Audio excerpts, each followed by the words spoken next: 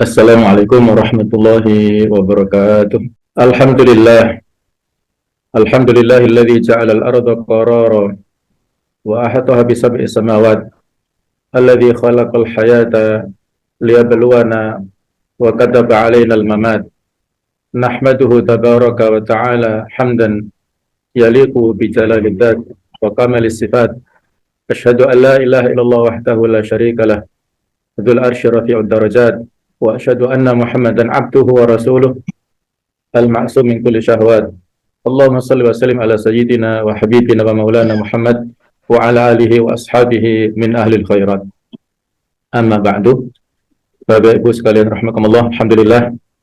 Marilah selalu kita perbarui rasa syukur kita kepada Allah Ta'ala atas nikmat yang sekian banyak kepada kita, yang harus kita ekspresikan, baik itu dengan hati kita, lisan kita, dan juga anggota badan kita. Pada kesempatan ini, mari kita bersama-sama merenungkan kembali dan mengkaji tentang sebab dilipat gandakannya pahala amal. Sebagai manusia dan muslim pada khususnya, usia kita sangat terbatas. Maka mari kita bersama berusaha untuk melakukan amal-amal yang produktif dan efektif. Bagaimana kita berusaha untuk melakukan amalan yang pahalanya tidak terputus dan pada saat yang sama juga ada pelipat gandaan dari pahalanya. Kalau amal-amal yang tidak terputus sudah dijelaskan di dalam banyak hadis, di antaranya ada hadis yang menjelaskan, yang diceritakan oleh seorang sahabat Anas bin Malik, bahwasanya Rasulullah SAW bersabda, "Sab'un yajri lil 'abdi ajrahunna wa huwa fi qabrihi ba'da mautihi." Ada 7 amalan yang pahalanya mengalir kepada seorang manusia di dalam kuburannya pada saat sesudah kematiannya. Yaitu yang pertama adalah man 'allama ilman, orang yang mengajarkan ilmu. Dalam bahasa lain adalah ilmu yang bermanfaat. Ketika orang yang kita ajarkan melakukan dan melaksanakan amalan yang telah kita ajarkan, maka pahalanya mengalir kepada kita. Yang kedua, au ajra nahron, atau dia mengalirkan sungai, yang itu bisa dimanfaatkan untuk lahan pertanian atau untuk kehidupan rumah tangga dan lain-lain. Au hafara bi'ron, atau dia menggali sumur, yang itu adalah bermanfaat untuk kehidupan manusia. Au ghorosa nakhlan, atau dia menanam pohon kurma yang usianya sangat lama, bisa dimanfaatkan untuk kehidupan manusia. Au bana masjidan, atau dia membangun masjid. Au yang keenam adalah warratha mushafan, dia mewariskan mushaf. Kemudian yang ketujuh adalah autaro kawalatan yastaghfiru lahu ba'da mautihi, dia meninggalkan seorang anak yang meminta ampunan untuk orang tuanya sesudah wafatnya orang tua tersebut. Inilah amal-amal yang produktif, yang ada pahalanya terus mengalir kepada pelakunya. Sehingga mari kita bersama dalam hidup ini, kita berusaha untuk mengukir prestasi dan prasasti. Prestasi adalah merupakan amal-amal yang bisa dimanfaatkan pada saat kita masih hidup, sedangkan prasasti adalah dikenang setelah kita meninggal dunia. Nah, apa saja dalam hal ini yang perlu untuk kita timbulkan motivasi dalam diri kita beramal seperti tersebut adalah dalam beberapa ayat dan hadis dijelaskan. Kita patut untuk melakukan perlombaan melipat gandakan pahala yang lebih baik. Di dalam surat Al-Qasas ayat 60 Allah berfirman, "Wa ma utitu min syai' fa mata'ul hayati dunya wa zinatuha wa ma indallahi khairu wa abqa afala ta'qilun." Dan apa saja, apakah berupa kekayaan, jabatan, keturunan yang diberikan kepada kamu, maka itu adalah kesenangan hidup duniawi dan perhiasannya. Sedang apa yang di sisi Allah adalah lebih baik dan lebih kekal. Tidakkah kamu mengerti Tidak ada salahnya kita mendapatkan kekayaan, jabatan, ataupun keturunan.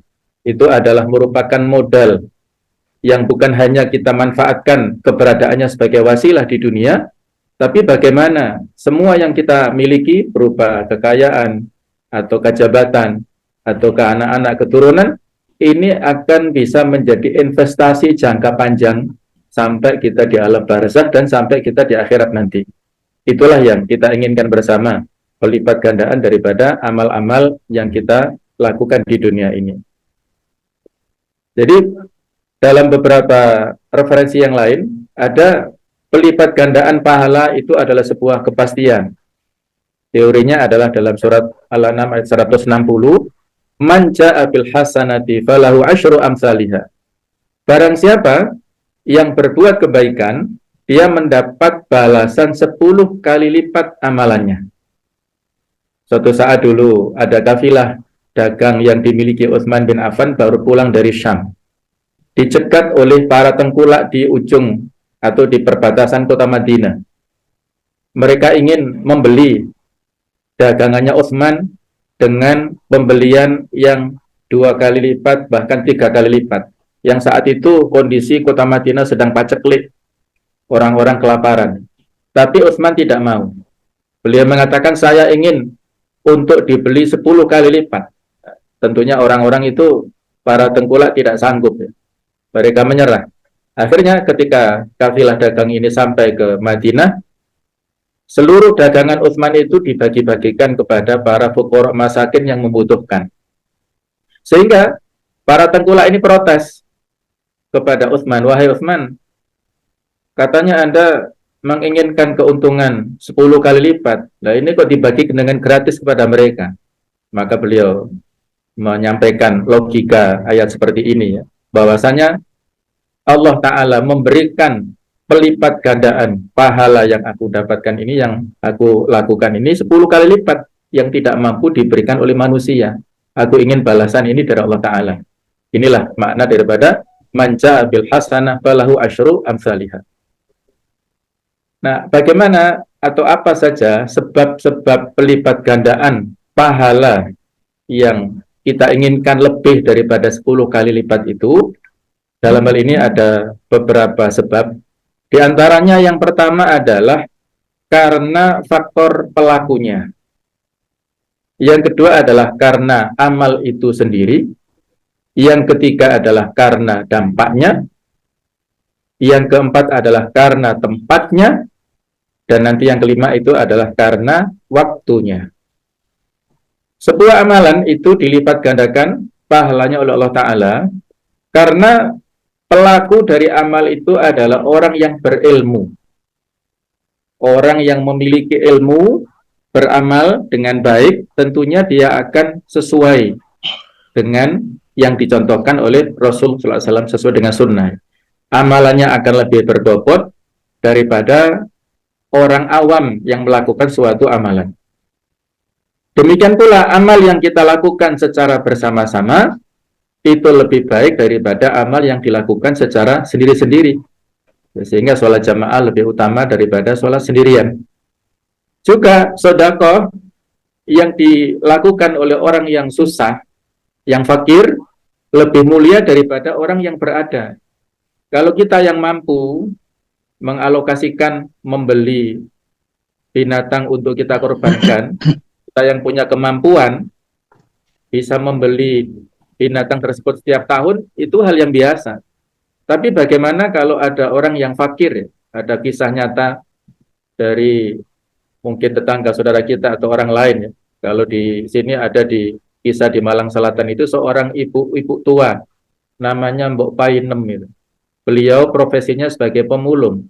Tapi subhanallah beliau luar biasa semangatnya. Beliau pesan kepada salah seorang kawan kita yang punya pondok tahfidz itu, tolong carikan kambing yang terbaik. Pangginopo mbah, itu adalah untuk korban, Masya Allah. Jadi bukan kambing biasa loh, tapi kambing terbaik. Dan itu setiap tahun, Masya Allah. Itulah sedekah orang yang susah, yang ya seperti itu ya, tetapi luar biasa semangatnya melebihi daripada orang yang mampu. Nah, kalau kita lihat dalam beberapa ayat ataupun hadits ya tentang keutamaan orang yang alim, yang beramal itu adalah lebih mulia. Di antaranya surat Al-Mujadilah ayat 11, yarfa'illahu alladhina amanu minkum walladhina utul ilma darajat.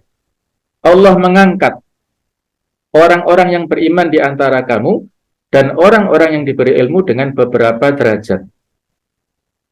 Jadi dalam hal ini adalah para ulama menyampaikan tafsirnya, di antaranya Abdullah bin Abbas. Beliau mengatakan bahwa seorang alim itu lebih tinggi 700 derajat di atas orang yang mukmin biasa, orang yang beriman biasa. Antara satu derajat dengan derajat lainnya sejauh perjalanan 500 tahun. Masya Allah, luar biasa ya. Jadi ada orang kafir, kemudian di atasnya orang mukmin yang awam, orang yang mukmin biasa, yang paling tinggi orang mukmin yang alim. Nah, derajatnya orang mukmin yang alim ini 700 derajat lebih tinggi daripada orang mukmin yang biasa, yang awam itu. Dan jarak satu derajat dengan derajat yang lain adalah sejauh 500 tahun perjalanan. Demikian pula dalam beberapa hadits, di antaranya fadlul alim 'alal 'abid kafadli 'ala adnakum. Keutamaan orang yang berilmu, orang yang alim atas orang yang rajin ibadah, ahli ibadah, adalah seperti keutamaanku atas orang yang paling rendah. Para sahabat yang paling rendah di antara kalian, hadis riwayat Tirmidzi. Sehingga derajat alim para sahabat ini lebih utama daripada orang yang mukmin atau yang biasa-biasa saja. Kemudian tadi disampaikan tentang amal yang kita lakukan secara bersama-sama, itu lebih produktif dan lebih berlipat ganda pahalanya daripada sendirian ya. Contohnya sholat jamaah. Di antara sekian banyak hadis adalah sholatul jamaah afdalu min sholatil fati bi sab'in wa isyrina darajah, muttafaqun alaih. Bahwasanya sholat secara berjamaah itu lebih utama, lebih afdol daripada sholat sendirian. Selisihnya adalah 27 derajat. Derajat yang di sini bukan semata-mata diukur dari sisi materi, tetapi adalah derajat yang lebih utama adalah derajat yang kita dapatkan di akhirat nanti. Apakah diukur setara dengan misalnya materi? Ya jauh lebih tinggi derajat di sini daripada materi ya. Kalau seandainya diumumkan di musola di masjid, siapa yang datang ke musola berjamaah nanti diamplopi 27 juta, kira-kira gimana ya? Pasti penuh masjidnya, musolanya ya. Apakah 27 derajat setara dengan 27 juta? Ya tidak ya, maksudnya jauh daripada angka nilai 27 juta. Nilai yang ada di akhirat itu jauh berlipat ganda dibandingkan dengan nilai yang ada di dunia. Kemudian ada hadis lain yang memberi motivasi pada kita, hadis sahih riwayat Muslim, man sholal isya fi jamaah. Barang siapa yang sholat isya secara berjamaah, faka'annama qama nisfal lail, seolah-olah dia menghidupkan separuh malam. Jadi seperti qiyamul lail setengah malam. Wa man sholat subha fi jamaah, siapa yang sholat subuh dengan berjamaah, faka'annama sholal laila kullahu, seolah-olah dia sholat sepanjang malam, full. Siapa yang mampu kita sholat qiyamul lail sepanjang malam, nah itu bisa diganti, atau maksudnya pahalanya itu adalah dengan melaksanakan sholat subuh secara berjamaah di masjid. Kemudian yang kedua adalah amal itu sendirilah yang bisa menjadi pahalanya itu berlipat ganda. Di antaranya ada beberapa alasan, ada sebuah kaidah, al-jaza min jinsil amal. Balasan itu tergantung pada jenis amal kita. Kalau kita beramal baik, ya tentunya kebaikannya untuk kita. In ahsantum li anfusikum. Kalau kalian berbuat baik, kebaikannya kembali pada diri kalian. Wa in asa'tum falaha. Kalau keburukan yang kalian lakukan, kembalinya kepada kita. Di surat Al-Isra ayat ke-7, ya, ayat ke-7 itu. Kemudian hal jaza al-ihsan ilal ihsan. Apakah balasan kebaikan itu tidak ada lain adalah kecuali kebaikan itu sendiri, ya, di surat Ar-Rahman. Ada lagi kaidah fikih, al-amalu kullama kathura wa syaqqa kana afdal mimma laisa kadzalik.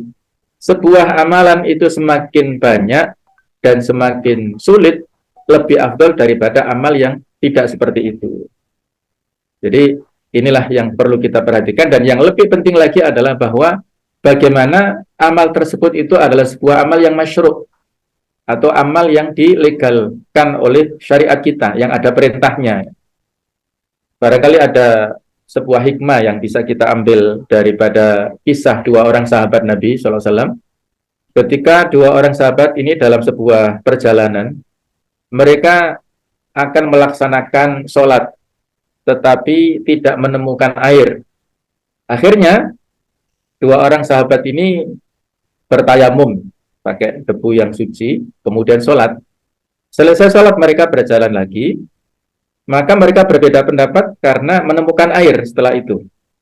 Yang satu mengulangi sholatnya dengan wudhu, sementara yang satu tidak mengulangi lagi. Mereka saling toleran ya, tidak saling menghujat, tapi saling menghargai pendapat satu dengan yang lain.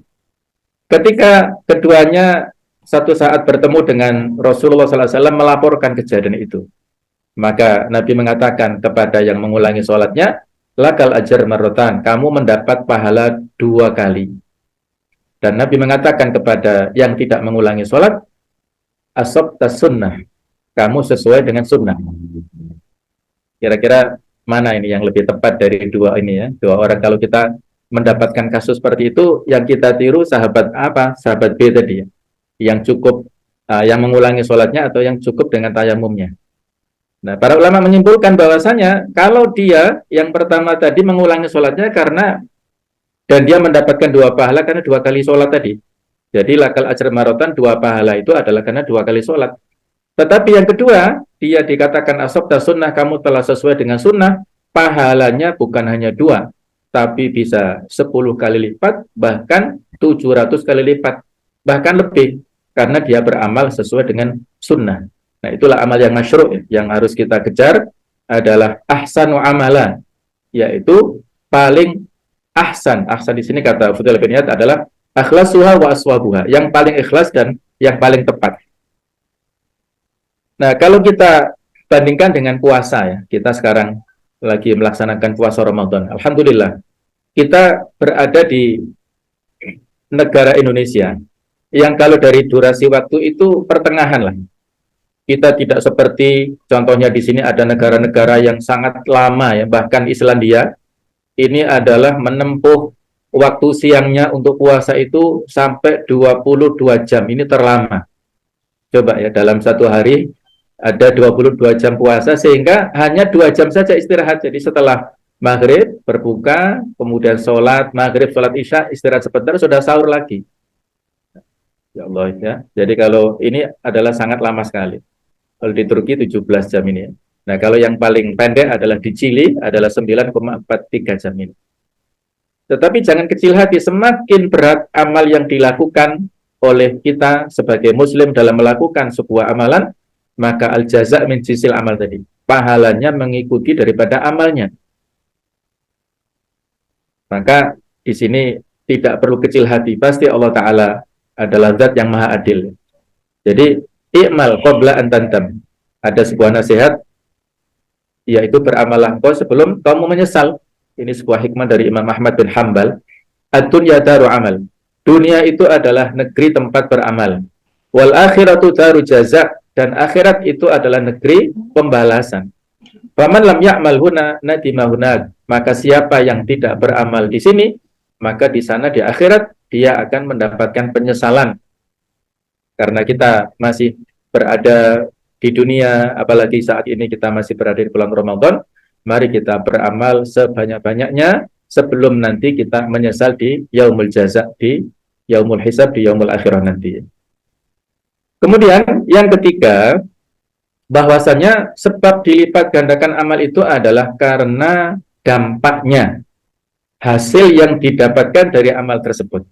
Seperti hanya jihad fisabilillah, baik itu dengan fisik kita, dengan raga kita, ataupun harta, ataupun perkataan, membantah orang-orang yang menyimpang, seperti Allah menyebutkan tentang nafkah yang diperuntukkan untuk orang-orang berjihad di jalan Allah, dan pelipat gandaan pahalanya mencapai 700 kali lipat, yaitu innal ladzina yunfikuna amwalahum fisabilillah kamathali habbah Permisalan orang-orang yang berinfak di jalan Allah Ta'ala adalah seperti satu biji.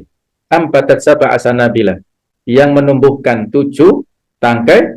Fi kulli sumbulatin mi'atu habbah. Yang mana setiap bijinya ini, setiap tangkainya adalah mi'atu habbah, yaitu 100. Jadi dilipat gandakan menjadi 700 kali lipat. Jadi dampak kita melakukan sebuah amal, itu akan melipat gandakan pahala daripada amal kita itu. Jihad dalam berbagai macam pengertiannya.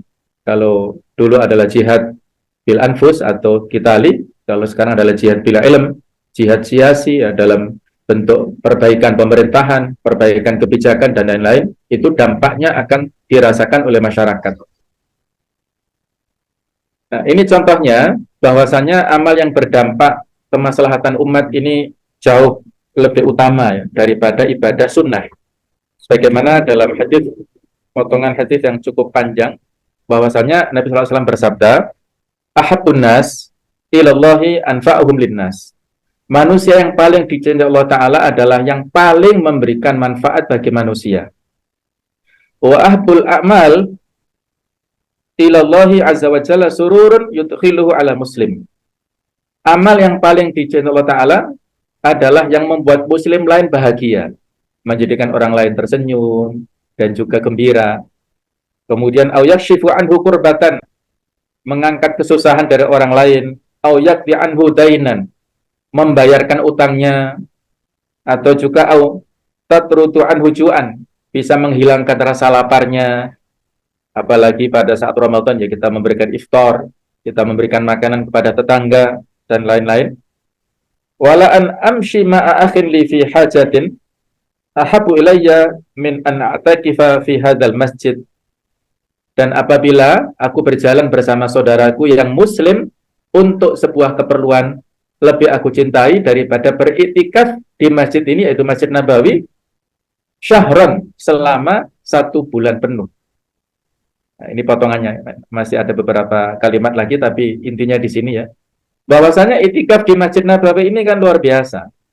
Karena 1 kali sholat di sana 1000 kali lipat ganjarannya atau pelipat gandaan pahalanya. Dan untuk fokus selama 1 bulan kan susah. Untuk umroh kita hanya paket beberapa hari saja. Untuk haji juga yang reguler kita di Madinah hanya maksimal 10 hari. Kalau kita mahasiswa mungkin ya, tapi di sana kan perlu ada kuliah dan sebagainya.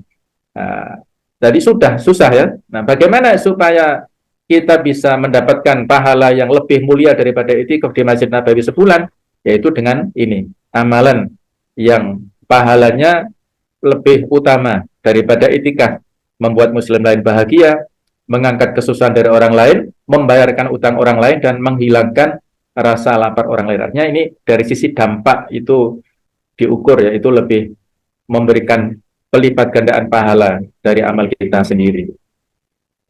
Kemudian yang keempat adalah faktor yang bisa melipat gandakan pahala kita itu adalah karena tempatnya. Fadlus sholat fil masjidil haram ala ghairihi mi'atu alfi sholat. Keutamaan sholat di Masjidil Haram itu sama dengan 100.000 kali sholat daripada masjid lainnya. Wa fi masjidi, dan di Masjid Nabawi ini apabila kita sholat di sana adalah alfu sholat, seperti 1000 sholat di masjid yang lain. Kemudian wa fi Masjid Baitul Maqdis, di Masjidil Aqsa di Baitul Maqdis sana itu keutamaannya khamsumi'ah sholat, 500 kali sholat. Jadi kalau kita hitung ya, misalnya kita sholat 1 hari 5 kali, untuk mencapai angka 100.000, itu kita memerlukan waktu kurang lebih 54 tahun. Coba kita bayangkan. Kalau kita 2 kali sholat di Masjidil Haram, berarti perlu waktu 108 tahun sholat di kampung kita sendiri. Maka apabila kita sudah pernah sholat di sana, itikaf di sana, wajib kita syukuri ya. Dan bagi yang mungkin belum ditakdirkan ke sana, mari kita doa terus, mudah-mudahan disampaikan kita untuk sholat dan itikaf di Masjidil Haram atau di Masjid Nabawi. Itu karena pelipat gandaan faktor tempatnya. Kemudian yang kelima adalah karena waktunya. Seperti pada bulan Ramadan ini, kemudian 10 hari pertama di bulan Dzulhijjah, dan sebagainya, seperti hari Arafah, kemudian hari Asyura, hari Jumat juga demikian, dan juga malam Lailatul Qadar yang khairun min alif syahr ya, yang lebih utama, lebih baik daripada 1000 bulan. Ibnu Rajab mengatakan ketika puasa itu sendiri dilipat gandakan pahalanya jauh lebih banyak dibandingkan dengan seluruh bentuk amal-amal yang lainnya, maka puasa pada bulan Ramadan dilipat gandakan pahalanya jauh lebih banyak lagi karena kemuliaan waktu pelaksanaannya dan karena keadaannya yang merupakan puasa diwajibkan Allah Ta'ala kepada hamba-hambanya. Dan dijadikannya puasa pada bulan Ramadan tersebut sebagai salah satu rukun Islam di mana Islam itu dibangun di atasnya. Sehingga Ramadan yang kita sekarang berada di dalamnya ini adalah merupakan kesempatan untuk melipat gandakan amal-amal kita. Hari-harinya, jam-jamnya, menit-menitnya, dan detik-detiknya itu adalah semuanya mubarak. Maka disebut Ramadan mubarak. Ramadan adalah yang penuh dengan keberkahan. Maka mari kita manfaatkan keberkahan kita di bulan ini dengan menegakkan, mendirikan qiyamul lail, dengan bersahur ya, karena dalam sahur ada keberkahan, dengan sholat berjamaah, dengan tilawatul Quran, dan juga dengan meningkatkan kepedulian kita kepada sesama kita dengan bersedekah. Mudah-mudahan Allah Ta'ala memberikan kesehatan lahir batin kepada kita dan kita bisa melaksanakan amal-amal dengan efektif dan produktif yang ini menjadi investasi jangka panjang kita di dunia dan di akhirat nanti. Mudah-mudahan ada manfaatnya. Kurang lebihnya maaf. Ihdinas siratal mustaqim. Wassalamualaikum warahmatullahi wabarakatuh.